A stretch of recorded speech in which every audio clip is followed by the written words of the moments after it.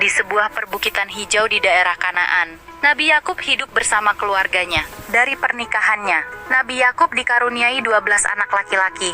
Di antara mereka, ada satu anak yang sangat istimewa, yaitu Yusuf. Yusuf tidak hanya tampan, tetapi juga memiliki hati yang bersih dan akhlak yang baik. Nabi Yakub sangat mencintai Yusuf, terutama setelah ibunya, Rahil, meninggal dunia. Namun, cinta yang berlebihan ini menimbulkan rasa cemburu di hati saudara-saudaranya. Mereka mulai menyimpan rasa dendam. Yusuf mengalami mimpi yang indah. Dalam mimpinya, ia melihat 11 bintang, matahari, dan bulan sujud kepadanya. Mimpi tersebut sangat jelas dan membingungkan, sehingga Yusuf segera menemui ayahnya untuk menceritakan pengalamannya. Ayah, aku bermimpi bahwa 11 bintang, matahari, dan bulan sujud kepadaku. Katanya. Mendengar itu, Nabi Yakub mendengarkan dengan serius dan khawatir. Wahai anakku, jangan ceritakan mimpi ini kepada saudara-saudaramu. Saudara-saudara Yusuf mulai merasa ketidakadilan. Mereka melihat bagaimana ayah mereka lebih memperhatikan Yusuf dan Bunyamin, adik Yusuf yang juga sangat disayanginya. Hari demi hari berlalu, bulan berganti, dan tahun berlalu. Rasa iri di hati saudara-saudara Yusuf semakin membara. Suatu hari, mereka berkumpul di tempat jauh dari rumah. Salah satu saudara Yusuf berkata dengan marah, Wahai saudara-saudaraku, apakah kalian melihat bahwa Yusuf dan saudaranya lebih dicintai ayah kita daripada kita semua? Padahal kita adalah kelompok yang kuat. Kenapa ayah lebih memilih mereka? Ini tidak adil. Semua saudara mengangguk setuju. Mereka merasa diabaikan oleh ayah mereka dan mulai cemburu. Kecemburuan itu berubah menjadi kebencian.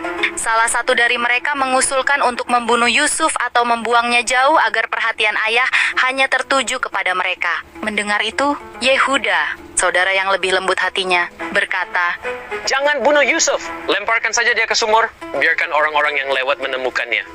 Malam itu, mereka kembali ke rumah dengan wajah pura-pura. Mereka mendekati ayah mereka dengan senyum yang dipaksakan, seolah-olah mereka adalah anak-anak yang baik.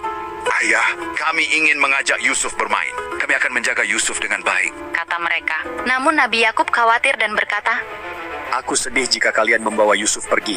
Aku khawatir Yusuf akan dimakan serigala. Kami adalah kelompok yang kuat. Kami berjanji. Ayah, Yusuf akan baik-baik saja. Jawab mereka. Setelah banyak pembicaraan, Nabi Yakub akhirnya mengizinkan mereka membawa Yusuf. Malam itu sebelum tidur, Nabi Yakub memeluk Yusuf dengan kuat. Anakku, ingatlah apa yang terjadi. Allah selalu bersamamu. Kata Nabi Yakub sambil meneteskan air mata. Ia berdoa agar Allah melindungi putra kesayangannya. Keesokan paginya, Yusuf mengikuti saudara-saudaranya menuju padang pasir yang jauh dari rumah dengan hati riang, tanpa menyadari rencana jahat mereka. Setibanya di tempat sepi, suasana berubah. Wajah yang penuh kasih kini berubah menjadi kebencian. Tiba-tiba, mereka menangkap Yusuf dan melemparkannya ke dalam sumur. Dalam kegelapan, Yusuf tetap berharap. Ia mengingat ayah dan doanya, serta Allah yang Maha Kuasa. Ya Allah, hanya kepadamu aku berserah. Kata Yusuf dengan keyakinan. Malam itu, saudara-saudaranya kembali ke rumah dengan penuh kebohongan, membawa baju Yusuf yang berlumuran darah. Mereka meyakinkan ayah mereka bahwa Yusuf telah dimakan serigala. Dengan air mata buatan mereka berkata, Wahai ayah, kami sedang berlomba. Kami meninggalkan Yusuf dekat barang-barang kami. Lalu tiba-tiba Yusuf dimakan serigala. Nabi Yakub melihat baju Yusuf dan segera menyadari kebohongan itu. Baju Yusuf masih utuh tanpa bekas robekan. Dengan sedih, Nabi Yakub berkata, Apa yang kalian lakukan telah menghancurkan hatiku, tetapi aku akan bersabar. Di sumur, Yusuf menunggu takdirnya. Takdir yang akan membawanya dari kegelapan menuju cahaya, dari sumur menuju istana, dan dari pengkhianatan menuju kehormatan. Sebuah kafilah dari Madian sedang dalam perjalanan ke Mesir. Ketika mereka tiba dekat sumur, mereka berhenti untuk mengambil air. Salah seorang menurunkan ember dan terkejut saat menemukan seorang anak laki-laki yang memegang tali ember. Lihatlah, ini seorang anak laki-laki. Betapa beruntungnya kita. Kata pedagang itu. Mereka segera menarik Yusuf keluar dan membawanya. Yusuf ketakutan dan bingung, hanya bisa pasrah. Yusuf dibawa ke Mesir oleh kafilah yang tidak tahu bahwa dia adalah seseorang yang akan membawa perubahan besar di Mesir dan sekitarnya. Sesampainya di Mesir, mereka segera menjual Yusuf sebagai budak di pasar yang ramai. Yusuf berdiri di antara budak lain. Tubuhnya lemah karena perjalanan jauh, dan hatinya rindu kepada keluarganya. Hari itu seorang bangsawan Mesir bernama Al-Aziz yang menguasai perbendaharaan negara sedang berjalan di pasar. Ia melihat Yusuf, wajahnya tampan dan tenang. Menarik perhatian Al-Aziz. Berapa harga budak ini? Tanya Al-Aziz kepada pedagang. Pedagang menjawab, Tuan, untuk budak ini harganya 10 dinar. Al-Aziz segera membelinya dan membawanya ke rumah. Di dalam rumahnya yang megah, Al-Aziz memperlakukan Yusuf bukan sebagai budak, tetapi lebih sebagai anggota keluarganya. Aku akan menjadikan anak ini sebagai pelayan di rumah kita. Dia tampak memiliki potensi yang besar. Kata Al-Aziz kepada istrinya. Ternyata istri Al-Aziz, Zulaika yang terkenal karena kecantikannya, terpesona oleh ketampanan Yusuf. Di dalam hatinya dia merasa senang, karena akan ada seseorang yang akan menyenangkan matanya setiap hari. Yusuf yang masih muda kini berada di lingkungan baru, jauh dari rumah dan keluarganya. Tetapi ia tetap menjaga keimanannya. Di rumah Al-Aziz, Yusuf tumbuh menjadi seorang pria yang cerdas, bijaksana dan tetap memegang teguh imannya. Allah memberinya kemampuan menafsirkan mimpi dan juga mengajarkan kepadanya cara terbaik mengelola urusan. Hari-hari berlalu dan Yusuf semakin dihargai di rumah Al-Aziz. Kepribadiannya yang jujur dan juga akhlaknya yang luhur membuatnya disukai semua orang di rumah itu. Namun di balik semua kebaikan yang ia terima, cobaan besar sedang menanti Yusuf. Zulaika ternyata semakin terpesona oleh ketampanan Yusuf. Ia mulai menyimpan perasaan cinta yang tak wajar di dalam hatinya. Ia merasa selalu tergoda setiap melihat Yusuf, dan perasaan itu semakin lama semakin sulit ia bendung. Pada suatu hari, saat keadaan rumah dalam keadaan sepi, Zulaika memutuskan untuk mengungkapkan perasaannya. Dengan langkah yang gemulai, ia mendekati Yusuf yang sedang bekerja. Yusuf, datanglah ke sini. Aku ingin berbicara denganmu. Panggilnya dengan suara lembut dan penuh godaan. Yusuf tidak menyadari maksud tersembunyi di balik kata-kata itu, karena selama ini Yusuf menganggap Zulaiha adalah ibunya sendiri. Yusuf mendekat dengan penuh sopan. Apa yang bisa aku lakukan untukmu, wahai Tuan Putri?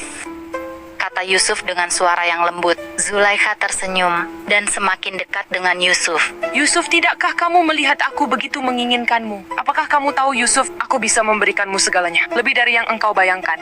Mendengar kata-kata itu Yusuf terkejut. Ia segera menyadari apa yang sedang terjadi. Dengan suara tegas namun penuh hormat Yusuf berkata, Aku berlindung kepada Allah.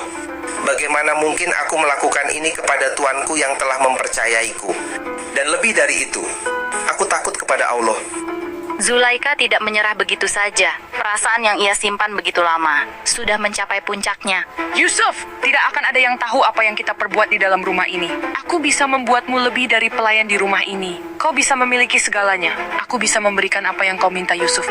Kata Zulaika dengan penuh hasrat, tetapi Yusuf tetap teguh pendirian. Di dalam hatinya ia tahu bahwa kesetiaan kepada Allah adalah yang paling penting dalam hidup manusia, lebih dari sekedar godaan duniawi. Tuan Putri, aku tidak bisa melakukannya. Allah melihat segalanya. Meskipun manusia tidak melihat apa yang kita kerjakan, dan aku tidak ingin mengkhianati kepercayaan yang telah diberikan kepadaku. Merasa semakin terdesak, Zulaika semakin berani. Ia mencoba memegang tangan Yusuf, tetapi Yusuf dengan cepat menarik diri. Ia berusaha melarikan diri dari ruangan itu.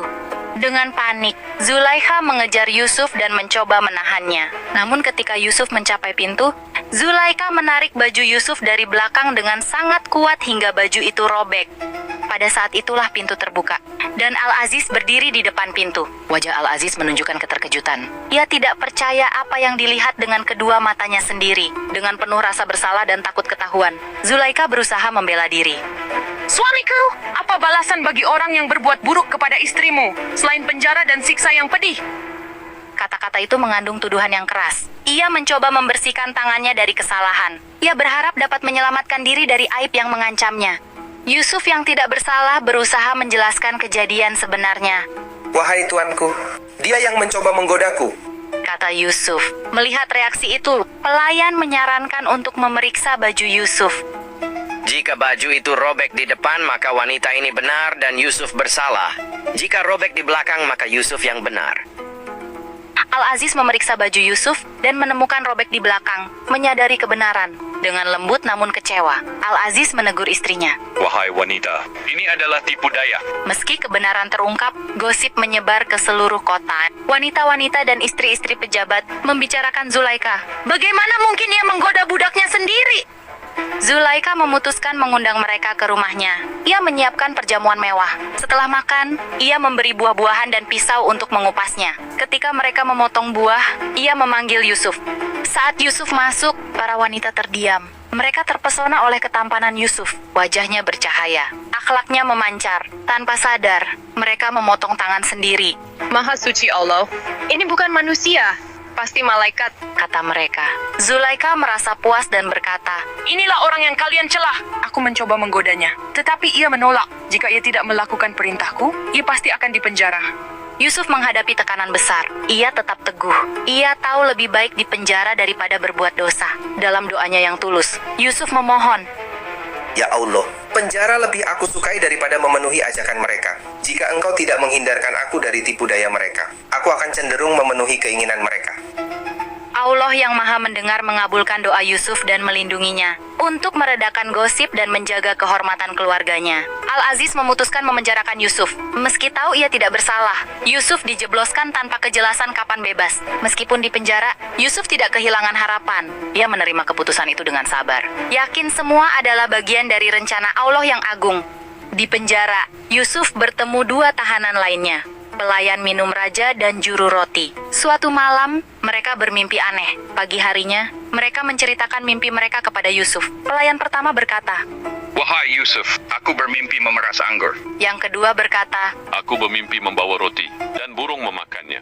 Yusuf menafsirkan mimpi mereka. Kepada pelayan pertama, ia berkata, Engkau akan kembali kepada tuanmu dan melanjutkan pekerjaanmu. kepada pelayan kedua, ia berkata, Engkau akan disalib, dan burung akan memakan isi kepalamu.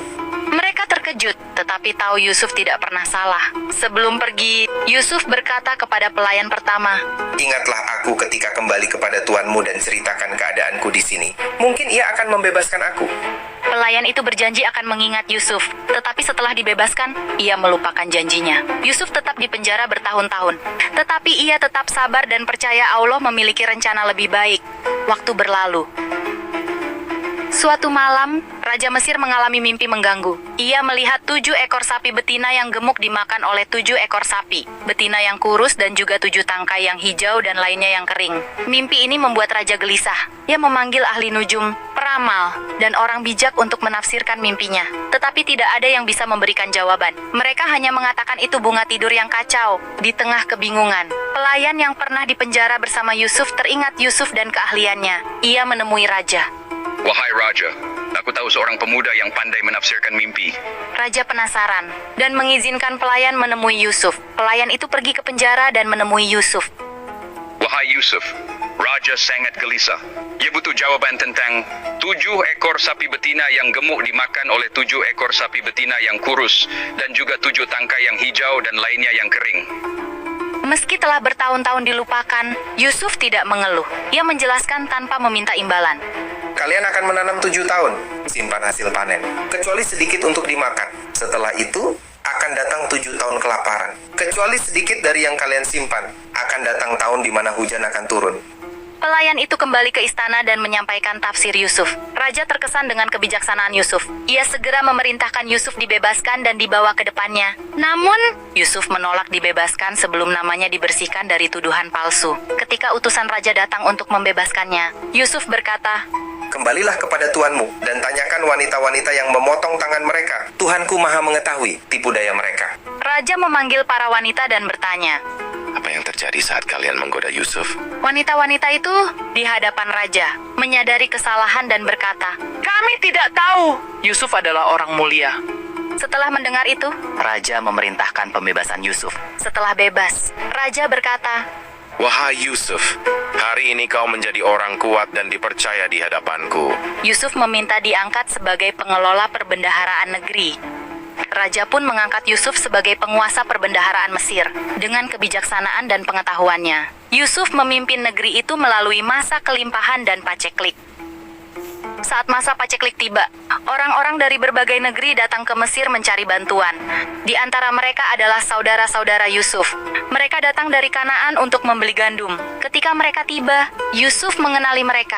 Tetapi mereka tidak mengenali Yusuf. Yusuf menyembunyikan identitasnya dan berbicara kepada mereka. Dengan cara yang membuat mereka tidak menyadari, dia saudara mereka yang dibuang bertahun-tahun lalu. Melihat saudara-saudaranya, Yusuf merencanakan strategi. Ia menuduh mereka mata-mata dan memerintahkan mereka membawa adik mereka, Bunyamin, jika ingin mendapatkan lebih banyak gandum. Saudara-saudara Yusuf terkejut, tetapi mereka setuju membawa Bunyamin pada kunjungan berikutnya sebagai penghargaan. Yusuf memberikan mereka lebih banyak gandum daripada yang dibeli. Barang-barang perdagangan mereka disembunyikan di karung sebagai kejutan.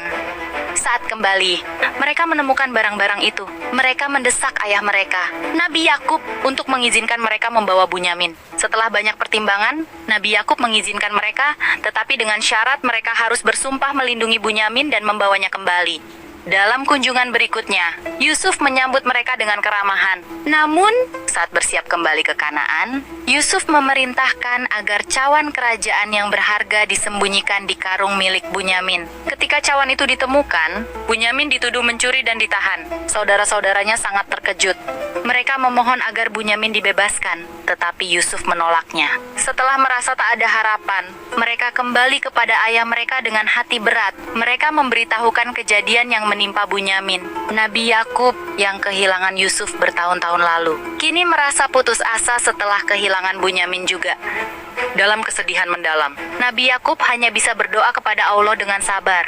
Ia berharap Allah mengembalikan anak-anaknya. Namun, di balik semua ini, Yusuf telah menyiapkan kejutan besar untuk saudara-saudaranya. Dalam perjalanan terakhir ke Mesir, Yusuf mengungkapkan identitasnya kepada saudara-saudaranya. Mereka terkejut dan sangat menyesal atas perbuatan mereka. Namun, Yusuf dengan hati yang besar memaafkan mereka dan meminta mereka membawa ayah mereka ke Mesir agar keluarga bersatu kembali. Ketika kabar ini sampai kepada Nabi Yakub, ia sangat gembira hingga penglihatannya yang memudar pulih kembali. Setelah bertahun-tahun terpisah, keluarga Nabi Yakub akhirnya bersatu di Mesir dengan Yusuf sebagai penguasa yang makmur. Kisah Yusuf yang penuh ujian, kesabaran dan kebijaksanaan menjadi pelajaran berharga tentang keimanan, ketakwaan dan keteguhan dalam menghadapi cobaan hidup. Kisah ini mengajarkan kita bahwa dengan iman yang kuat, kita akan menemukan jalan keluar dari kesulitan. Dan bahwa kesabaran serta keikhlasan dalam menjalani takdir Allah akan mendatangkan kebaikan yang tidak terduga. Wallahu alam.